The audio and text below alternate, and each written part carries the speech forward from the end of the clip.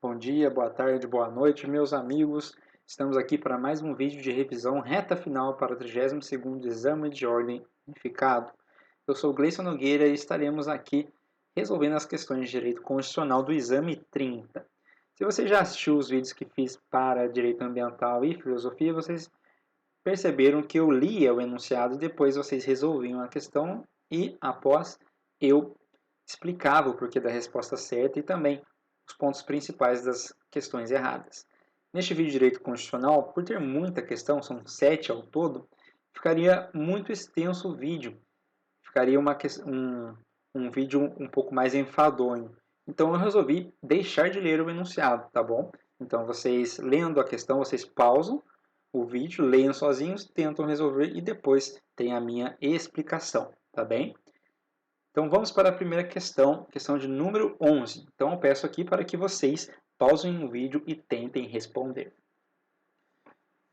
Agora que vocês já responderam, já assinalaram a questão que julgam correta, vamos à resposta certa. D. O Poder Legislativo, em sua função típica de legislar, não fica vinculado às decisões definitivas de mérito proferidas pelo Supremo Tribunal Federal, no controle de constitucionalidade, de modo que o projeto de lei apresentado em data posterior ao julgamento poderá ser regularmente votado e, se aprovado, implicará na superação ou reação legislativa da jurisprudência.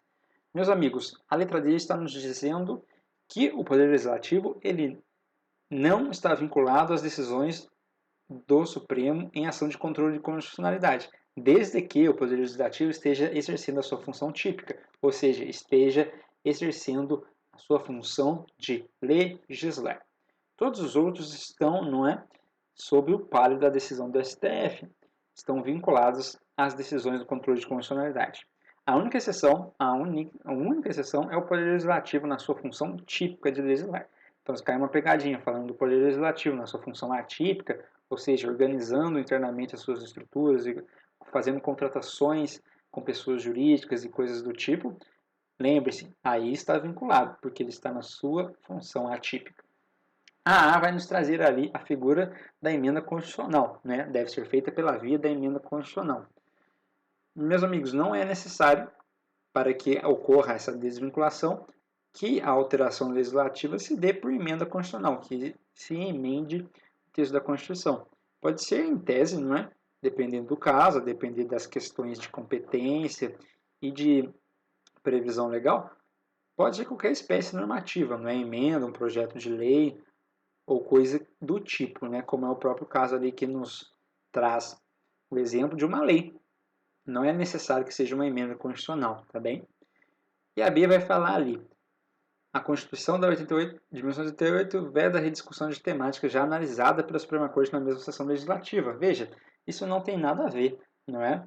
O Poder Legislativo está desvinculado tanto em questão de espécie normativa, né, que é a questão de letra A, quanto na questão temporal, que é a B.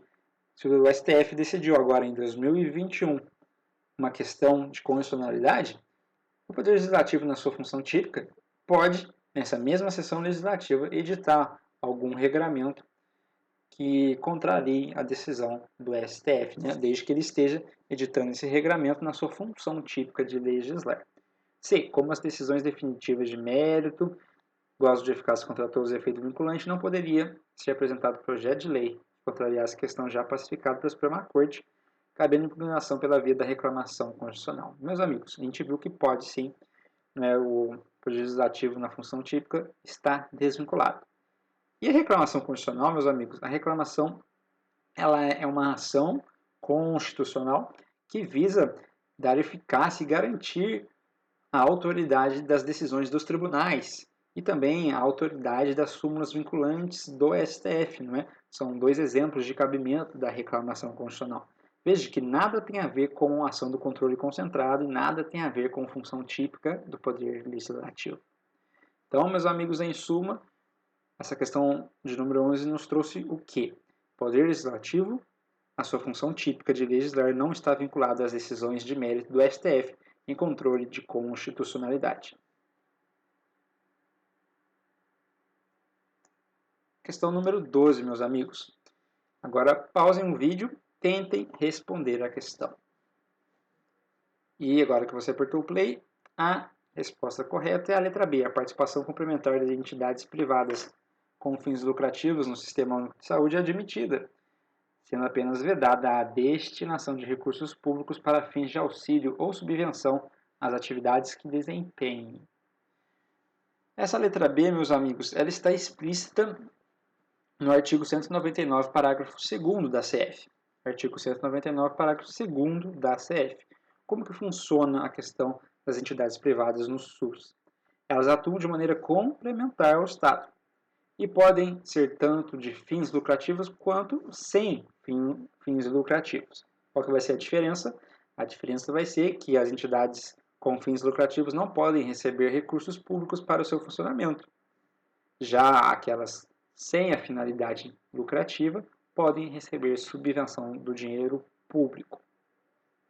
A A está equivocada porque ela fala que a Constituição veda a participação de entidades privadas com fins lucrativos no SUS, que não é verdade, como acabamos de ver. Já a letra C diz que o ajuste firmado entre o município e a sociedade está em perfeita consonância com a Constituição, que autoriza a participação de entidades privadas com fins lucrativos e o posterior repasse de recursos públicos. Não, nós vimos aí, não é?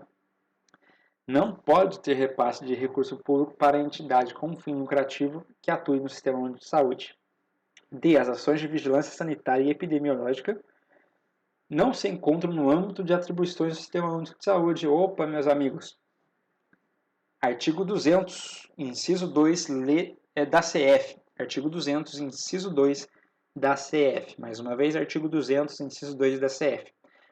Esse dispositivo constitucional prevê expressamente que as ações de vigilância sanitária e epidemiológica fazem parte das atribuições do Sistema Único de Saúde. Tá joia? Então, essa letra D também está completamente equivocada.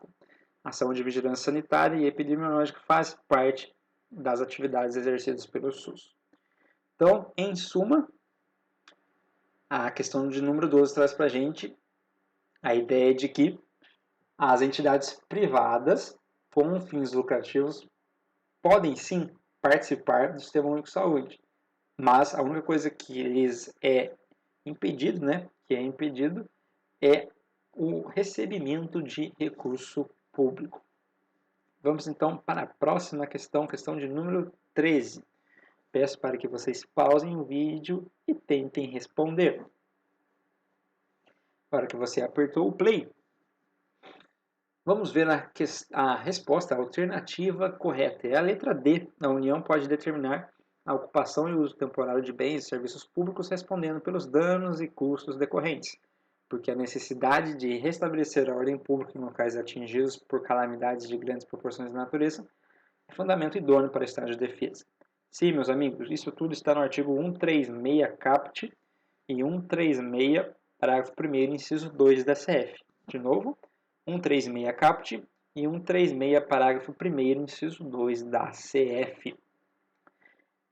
O restabelecimento da ordem pública em locais atingidos por calamidades de grandes proporções de natureza é uma das hipóteses de cabimento da decretação do estado de defesa. Além disso, a União pode sim determinar a ocupação e uso temporários de bens e serviços públicos e responderá por eventuais danos e custos decorrentes. Isso está lá no 136 caput e 136, parágrafo 1º, inciso 2 da CF. A A está errada porque ela vai nos trazer ali uma hipótese de estado de sítio, não é? Ela fala que a fundamentação empregada ali no enunciado está equivocado, porque o estado de defesa tem a finalidade, né? Tem uma das hipóteses a declaração de estado de guerra ou resposta à agressão armada estrangeira.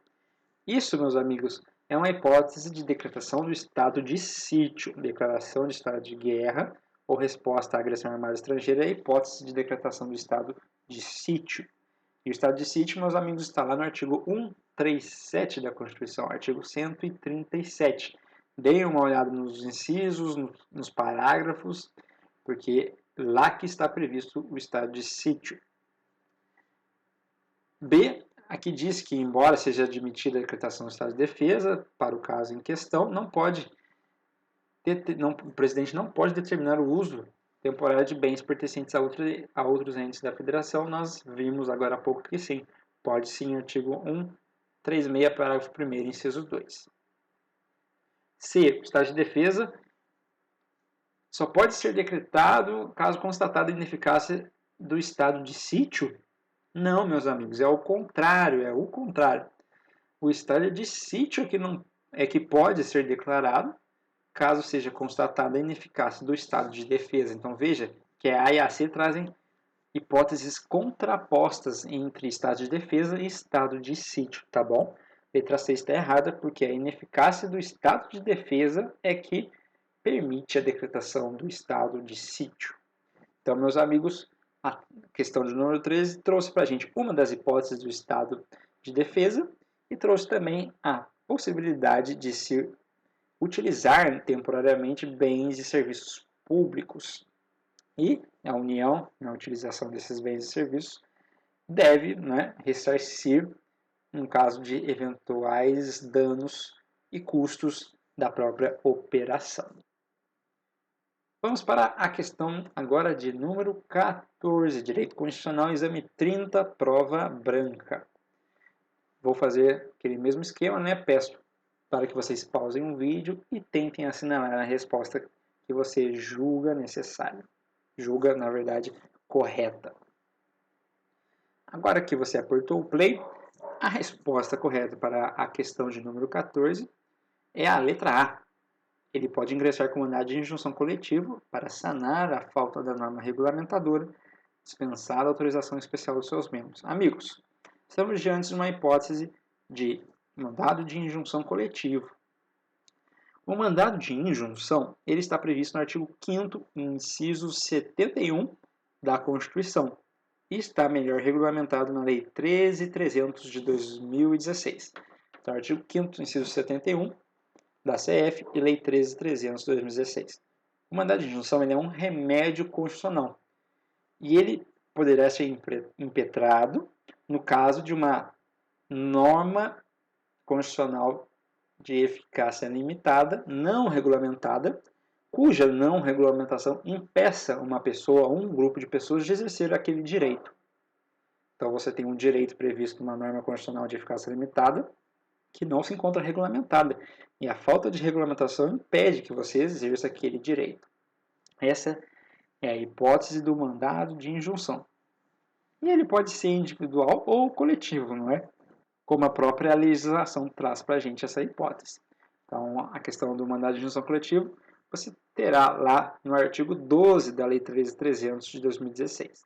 E veja, quando se tratar do mandado de injunção coletivo, não tem a necessidade de autorização especial dos membros. Isso está lá disposto expressamente no artigo 12, inciso 3. Artigo 12, inciso 3 da Lei 13.300 de 2016. Não é? Então, um sindicato, no caso aqui denunciado, não precisa da autorização especial para impetrar o mandado de injunção coletivo. Essa é a letra A. Vamos ver por que as outras estão equivocadas. Ele não possui legitimidade ativa para ingressar, mas pode pleitear a aplicação do direito via ação civil pública. Amigos, o sindicato é sim legitimado, como está no artigo 13, inciso 3 da Lei 13.300. E a ação civil pública nada tem a ver com o caso de questão. A ação civil pública é um outro remédio constitucional, mas que visa a reparação de danos causados ao erário, ao patrimônio público e coisas desta natureza. Não é? Nada tem a ver com regulamentação de direito prevista em norma de eficácia limitada. A C está nos dizendo que ele tem legitimidade para ingressar com mandado de injunção, cuja decisão pode ter eficácia outra partes, desde que apresente autorização especial dos membros. Amigos, ele tem legitimidade sem a necessidade de autorização especial. E a eficácia outra partes da decisão em mandado de injunção não depende também de autorização especial dos membros do legitimado ativo. Não tem nada a ver uma coisa com a outra. A eficácia outra partes é aquele efeito da decisão que prolifera os efeitos não só para as pessoas partes daquela demanda, mas para todas as outras envolvidas que possam ser envolvidas no âmbito da sociedade. E essa eficácia outra partes no mandado de injunção pode ser decretada sem a necessidade de autorização especial. Isso está lá no artigo 9º, parágrafo 1º da Lei 13.300 de 2016, artigo 9º, parágrafo 1º, Lei 13.300 de 16. E a D está errada porque aqui a letra D nos apresenta que a decisão do mandado de injunção não pode estabelecer condições em que se dará exercício do direito, sob pena de ofensa à separação dos poderes. Meus amigos, o estabelecimento de condições em que se dará o exercício do direito é justamente uma das formas de decisão no mandado de injunção. Isso está lá no artigo 8º, inciso 2 da Lei 13.300 de 2016. O STF pode decidir o mandado de injunção justamente estabelecendo as condições em que se dará o exercício do direito. E isso não viola, não ofende a separação dos poderes. Tá bem, meus amigos? Então, sintetizando a questão de número 14, mandado de injunção, remédio constitucional que visa suprir essa lacuna existente e tal lacuna que deveria regulamentar uma norma constitucional de eficácia limitada impede o exercício de um direito no caso concreto. Tá bem, meus amigos? Então vamos para a próxima questão. Número 15. Pause o vídeo e tente respondê-lo. Vamos para a resposta correta da questão de número 15, é a letra C. Fernando, uma vez esgotadas as instâncias da Justiça Desportiva, que terá o prazo máximo de 60 dias contados da instauração do processo para proferir decisão final, poderá impugnar o teor da decisão perante o Poder Judiciário. Amigos, essa resposta está nos parágrafos 1º e 2º do artigo 217 da Constituição. Parágrafos 1º e 2º do artigo 217 da CF. Basicamente, as questões de direito desportivo, as questões desportivas em si, não é? Do esporte, do desporto, no caso prático, elas podem ser levadas para o Poder Judiciário, desde que você esgote as instâncias dessa justiça especial, que é a justiça desportiva, tá bem? E dentro do âmbito da justiça esportiva, ela tem prazo máximo de 60 dias para proferir uma decisão final, né? Então, esses são os requisitos, né, para que você consiga levar aquela decisão para o Poder Judiciário, né, que possa impugnar aquilo que está acontecendo no Poder Judiciário comum. Então, vamos ver por que as outras estão equivocadas. O Fernando poderá ingressar com um processo perante a Justiça Desportiva, uma vez esgotadas as instâncias esportivas e proferir decisão final sobre o caso. Não poderá recorrer ao Poder Judiciário. Veja, meus amigos, isso está completamente diferente daquilo que eu acabei de falar para vocês e daquilo que está no artigo 217 da CF, não é? Fernando poderá ingressar com um processo perante a Justiça Esportiva para constatar o resultado da luta. Ok, está certo. E, uma vez esgotadas as instâncias esportivas, não poderá recorrer ao Poder Judiciário. Não. A gente acabou de ver que pode sim. B. Fernando poderá impugnar o resultado da luta perante o Poder Judiciário, independentemente do esgotamento das instâncias da Justiça Desportiva. Não, meus amigos, nada a ver. Acabamos de ver isso, né?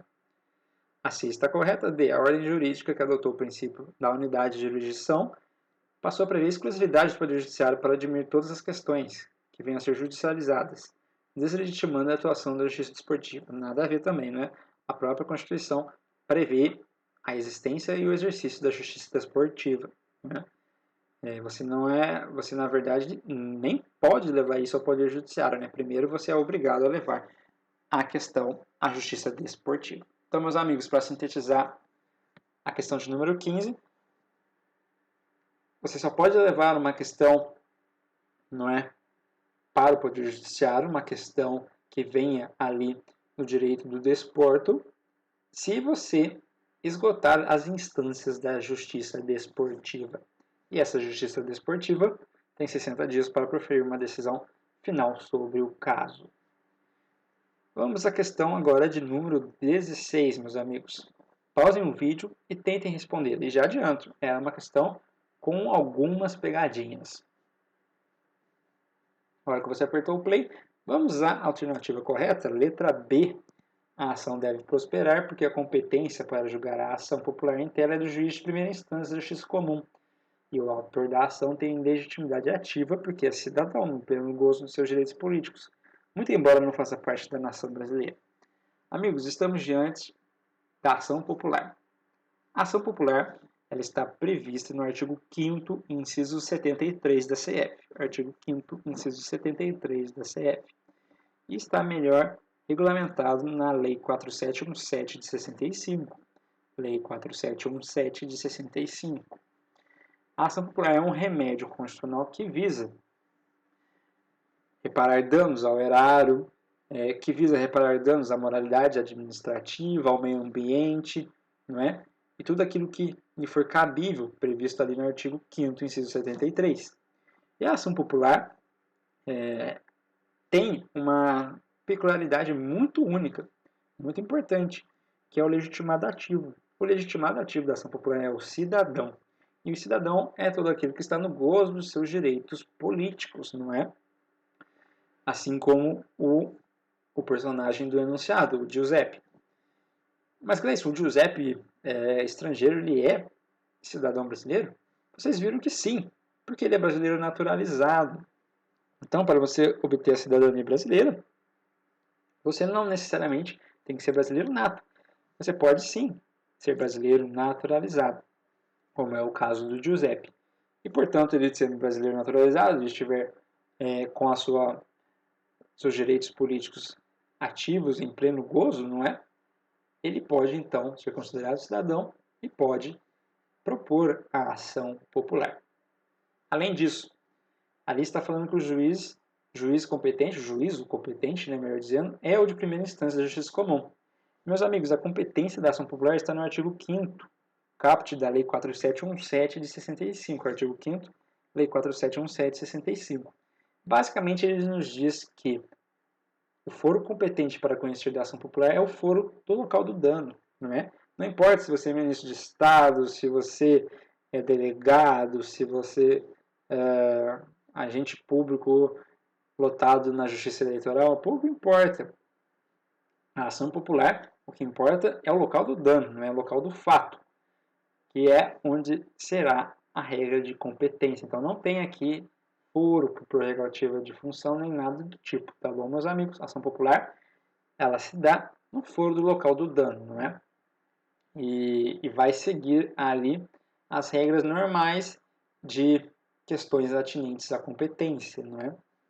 Como no caso aqui concreto que foi apresentado para nós, vai ser ali na primeira instância da justiça comum, tá ok? Vamos ver porque as outras estão equivocadas. A ação não deve prosperar, uma vez que a competência para processar e julgar é do Supremo Tribunal Federal e falta legitimidade ativa para o autor da ação. Veja, amigos, que ela está completamente errada, né? O foro não é do STF e o Giuseppe tem legitimidade ativa. Além disso, já que a gente está passando aqui pela questão do número B, veja a última parte da alternativa. Muito embora o Giuseppe não faça parte da nação brasileira. E aqui é importante, né, para que você não caia na pegadinha, ter uma noção de alguns conceitos de teoria geral do Estado, né? Aqui não vamos confundir, não é, o cidadão daquele que pertence à nação de determinado país. Você pode muito bem ser cidadão de um país, mas não fazer parte da nação existente naquele país. A nação, né, que é aquele agrupamento de indivíduos ligados por uma história comum, ligados por uma cultura, por uma memória comum. É algo muito mais subjetivo, é algo muito mais intangível, né? A cidadania tem a ver com população, tem a ver com quem mora, com quem reside, com quem tem ali a naturalidade daquele país. A nação tem um cunho muito mais cultural, muito mais intimista, não é? Às vezes você poderia ler que ele não faz parte da nação brasileira, então não é cidadão, não pode entrar com a ação popular. Então vamos tomar cuidado com essas pegadinhas. C. A ação não deve prosperar, uma vez que a competência para julgar a mencionada ação popular é do Supremo Tribunal Federal. Já está errado aí, né? Muito embora não falte legitimidade para o autor da ação. Então, ela está errada também. D. A ação deve prosperar, porque a competência para julgar a ação popular em tela tanto pode ser do juiz de primeira instância, da Justiça Comum, quanto do STF, quanto do Supremo Tribunal Federal. Meus amigos, isso é uma loucura, não é? Não existe nessa dupla competência aí. A gente aprende, e aqui também tem um pouquinho aí resgatando os conceitos e os ensinamentos de processo penal, né? Sempre vai ser um juiz só o competente para julgar aquela ação, né? E aí, seja, né, na seara processo penal, seja na seara civil, né? É claro que tem aqueles casos mais aprofundados, né, de competência relativa, competência absoluta, mas não é o caso em questão, né? A regra geral é que, assim como nos foi muito bem ensinado em processo penal, porque isso é muito mais visível, né, do que o processo civil, mas a competência ela é uma só, não existe vários juízes competentes para julgar uma ação, né? Então é por isso que a D está completamente errada. Então, amigos, aqui nós vemos a ação popular, não é a remédio constitucional, que visa reparar o dano ao erário, à moralidade administrativa, ao meio ambiente e tudo mais. E vimos também que o autor desta ação, que é o legitimado ativo, é o cidadão, não é? E aí não importa se é brasileiro nato ou naturalizado. Vamos para a última questão de constitucional, meus amigos, que é a questão 17. Pause e tente respondê-la. Agora que você já assinalou a questão que julga correta, vamos à alternativa correta. Letra C. Terá assegurada, nos termos estabelecidos pela via legislativa ordinária, participação nos resultados econômicos decorrentes da exploração da referida atividade em sua propriedade. Amigos, isso está lá no artigo 176, parágrafo 2º da CF. Artigo 176, parágrafo 2º da CF. Esse dispositivo basicamente nos diz, não é, que se você encontrar um petróleo, né, no seu terreno de sua propriedade, você não é o dono daquele petróleo, né? O petróleo, né, a lavra do petróleo, o exercício dessa atividade é monopólio da União. Mas se você é dono do terreno, do imóvel, tem assegurado um direito de participação nos resultados econômicos daquela lavra, tá bem? A A está errada porque poderá, por ser proprietário do solo e por extensão do subsolo de sua propriedade, explorar per se, ou seja, por si só, a atividade, oferindo para si bônus e ônus econômicos advindos da exploração. Não, né, meus amigos? Acabamos de ver que não. Receberá indenização justa e prévia pela desocupação do terreno, mas não terá direito à participação nos resultados econômicos. Está super errada, né? Desapropriação não cabe aqui no caso em questão, né? Desapropriação, né? Que pode ser aí uma matéria de direito civil ou de direito administrativo, não é?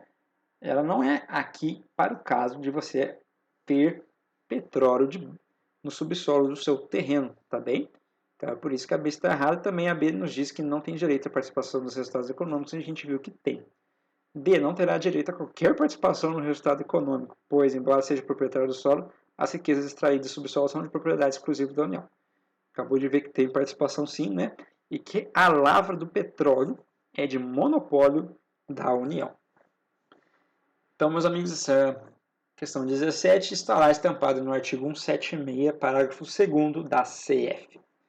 E nós chegamos ao fim desta revisão das questões de constitucional do exame 30 da OAB. Lembrando que terá também as revisões de todas as disciplinas, não é? E terá não só do exame 30, mas também do exame 31, que foi o penúltimo a ser realizado, né? Tudo isso em preparação para o 32º exame da OAB. E reforço aqui que todos nós, professores, estamos disponíveis para sanar quaisquer dúvidas que vocês tiverem, tá bem? É só nos procurar nas redes sociais, que estaremos ali de prontidão para tirar as dúvidas que vocês tiverem, porque esse é o nosso objetivo, que você seja aprovado e aprovado muito bem na primeira fase do 32º exame de ordem. Então vou ficando por aqui, um forte abraço, bons estudos e até a próxima!